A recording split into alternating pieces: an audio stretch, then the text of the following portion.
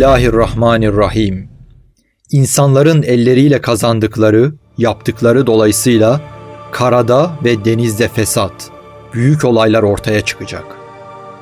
O bazı yaptıkları şeylerin karşılığını tatmaları için umulur ki dönerler. De ki, yeryüzünde gezip dolaşın, öncekilerin akıbetinin nasıl olduğunu görün. Onların çoğu müşrik kimselerdi. Tarih 11 Mart 2011. Saat 14.46. 1000 yılın en korkunç depremi. On binlerce ölü ve yaralı. Büyüklüğü 9, süresi 5 dakika. Japonya beşik gibi sallandı. Dünyanın ekseni 10 santim kaydı. Tüm Japon adası 3 metre hareket etti. Ve ardından dehşet verici bir tsunami şehirleri ve içindekileri çer çöp etti. Tsunami sonrası sahil 1 metreden fazla çöktü. Bunların daha da kötüsü, Japon bilim adamlarının dağdan yuvarlasak bir şey olmaz dedikleri nükleer reaktörler patladı ve radyasyon Japonya'ya dehşet, dünyanın kalbine korku düşürdü. Ve ABD aşılı en mağrur sanayiyi dizüstü çöktürdü.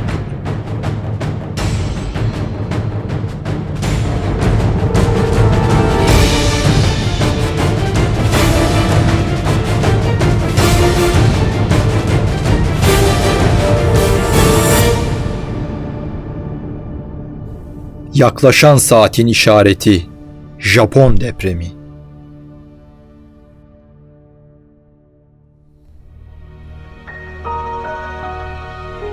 Dünyadaki depremlerin yaklaşık %90'ı Pasifik'i bir at nalı gibi saran ateş çemberinde gerçekleşmektedir.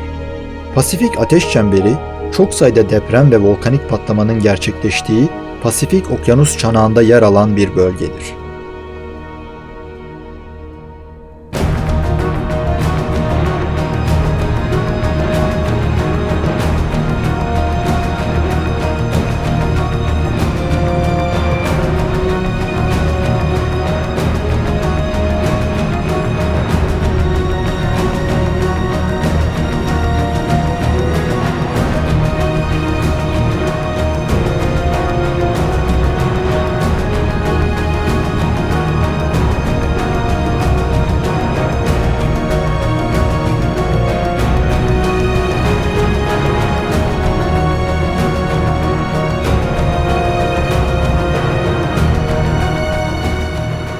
...40.000 kilometrelik bir at nalı şeklindedir ve aralıksız seriler halinde okyanus çukurları, volkanik kemerler, arklar ve plak hareketleriyle bağlantılıdır. Dünyadaki volkanların yaklaşık %75'i de yine ateş çemberi hattında bulunmaktadır. Bundan önce gerçekleşen Şili ve Endonezya depremleri gibi Japonya depremi de burada gerçekleşti. Ancak Japonya'daki bu deprem, çağlar boyunca ateş çemberinde meydana gelen depremlerin muhtemelen en dramatik olanıdır. Vay sahibi arza andolsun.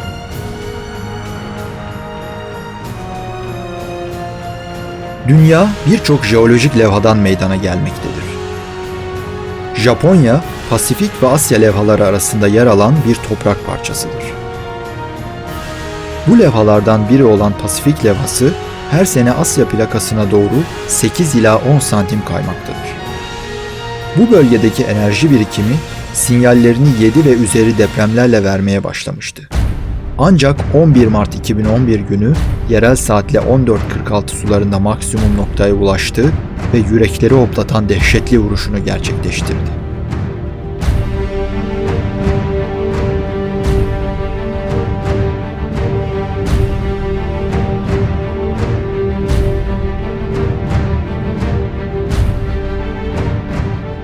Açığa çıkan enerji, Hiroşima'ya atılan atom bombalarının 2 milyon mertebesindeydi.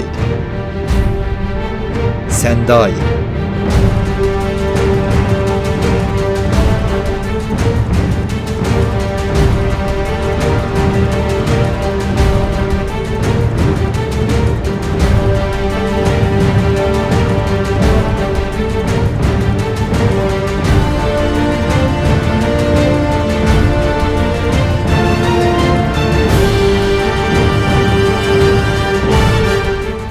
O anki çetin azabımızı hissettiler, o zaman oradan uzaklaşıp kaçıyorlardı.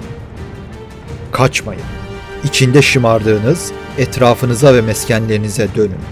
Umulur ki hesap vereceksiniz.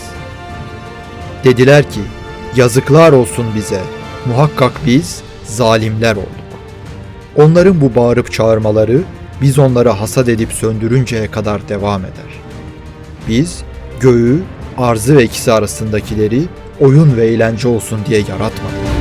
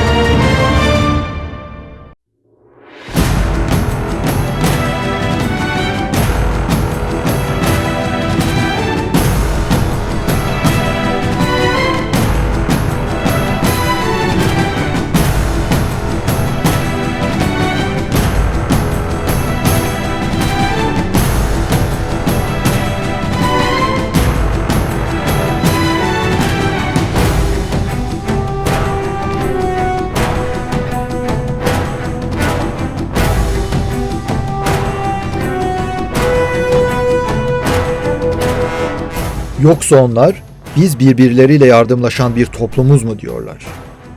Yakında o toplum hezimete uğratılacak ve arkalarını dönüp kaçacaklardır.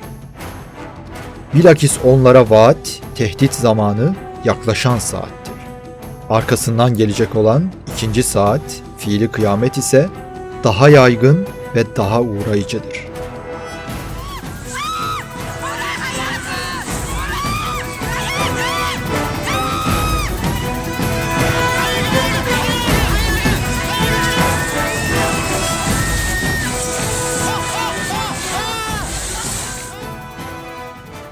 Onlardan öncekiler de plan, düzen, tuzak kurdular.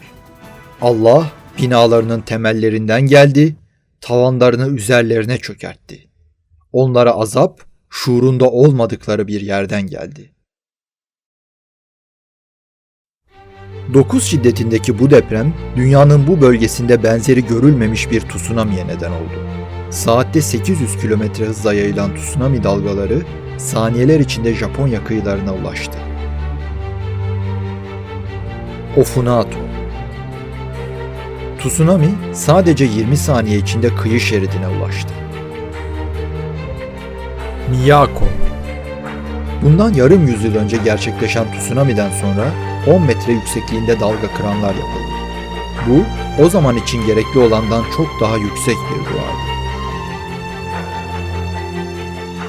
Miyako'nun duvarları yetersizliğini kanıtlamıştı. Gerçek şu ki tsunami dalgaları 10 metreden daha yüksekti.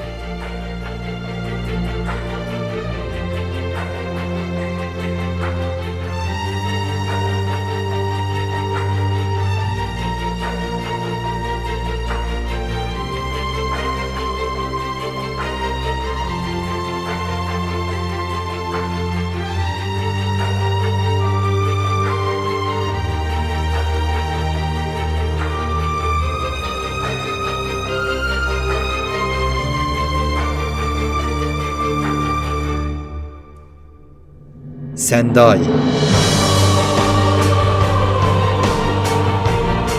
İlk sarsıntıdan itibaren 5 ve daha büyük 100'den fazla artçı şok yaşandı.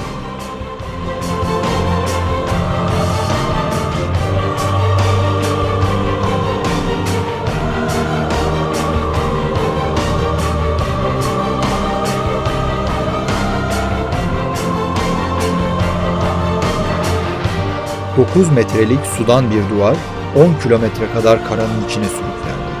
Araba ve evler oyuncaklar gibi hızla akan suyun etkisiyle sürüklendiler.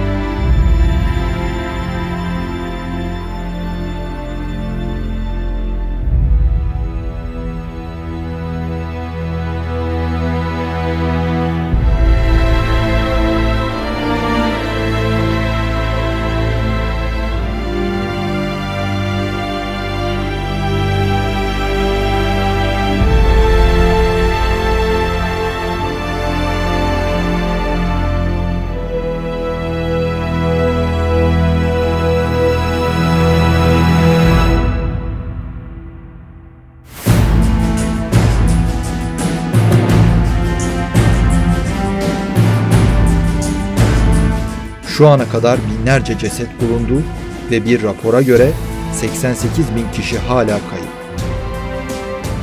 Kesin ölü sayısını kimse bilmiyor.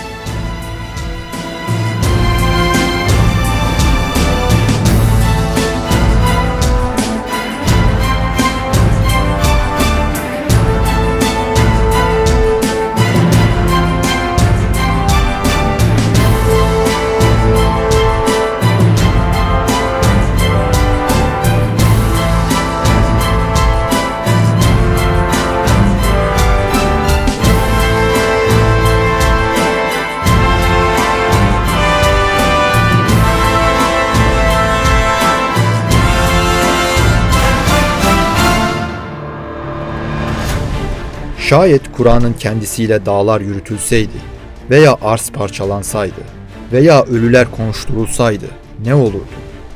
Bilakis emrin tamamı Allah'a aittir. İman edenler anlamadılar mı? Şayet Allah dileseydi insanların tamamını hidayete erdirirdi.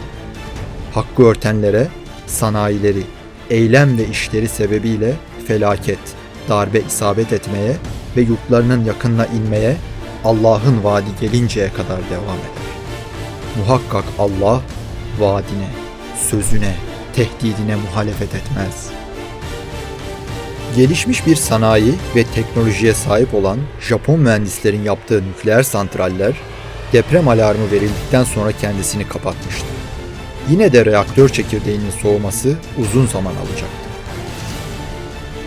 Bizim santrallerimizi tepeden aşağı yuvarlasanız bir şey olmaz diyecek kadar kendilerine güveniyorlardı. Ancak felaket hesap etmedikleri şekilde geldi. Bu facia şu ana kadar yeryüzünde olmuş en büyük nükleer faciadır. 200 bin insanı şimdiden tahliye ettiler.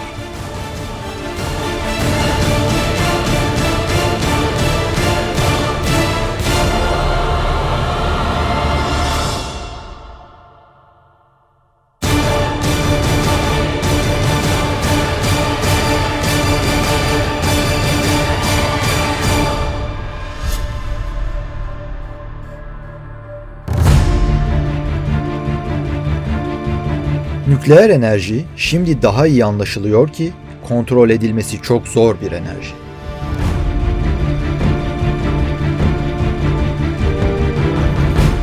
Bugün sadece Japonya değil, insanlık tehdit altında. Dünyanın en gelişmiş ülkesi sayılan Japonya bugün aciz içinde. Kontrol edemeyeceği bir gücü kullanmanın hesabını kimse veremez.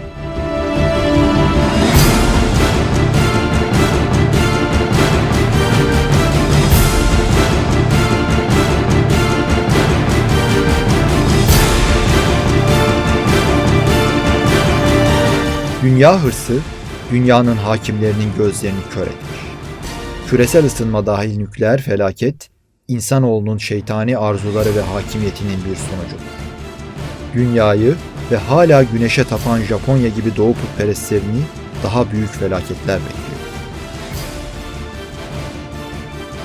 Onlar beklemiyorlar, ancak yaklaşan saatin ansızın gelmesini bekliyorlar. Muhakkak onun yaklaşan saatin işaretleri, alametleri geldi. Onlara yaklaşan saat geldiği zaman onların hatırlaması neye yarar?